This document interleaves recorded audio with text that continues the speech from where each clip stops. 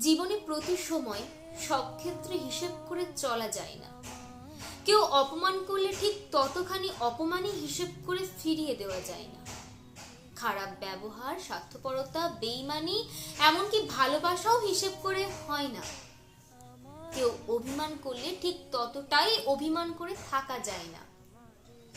আমাদের প্রত্যেকের ব্যক্তিত্ব আলাদা আলাদা, জীবনের অর্থ আলাদা আলাদা। জীবনের প্রতিটা মানুষ, প্রতিটা সম্পর্ক, প্রতিটা অনুভূতির গুরুত্ব আলাদা আলাদা। তাই সামনের মানুষটা অপমান করলো, ভালোবাসলে, বেইমানি করলে ঠিক ততটাই হিসেব করে ফিরিয়ে দেওয়া যায় না কখনো। কারণ যে অপমান করছে তার অভিধানে অপমান শব্দটা থাকলেও সবসময় আমাদের অভিধানে যে থাকবে এমনটা নাও হতে পারে। যে ভালোবেসে ভরিয়ে দিতে চাইছে তাকে ঠিক ততটুকুই ভালোবাসতে যে পারবে সেটা সবসময় নাও হতে পারে। আবার যে ভালোবাসার যোগ্যই নয় তাকেও কখনো না কখনো ভালোবেসে আঁকলে রেখে দিতে চায়। তাই হিসেব নিকেশ করে জীবনের সব অনুভূতির দাম দেওয়াও সম্ভব নয়। কলমে অনুরাধা ঘোষ, কণ্ঠে নয়নিকা।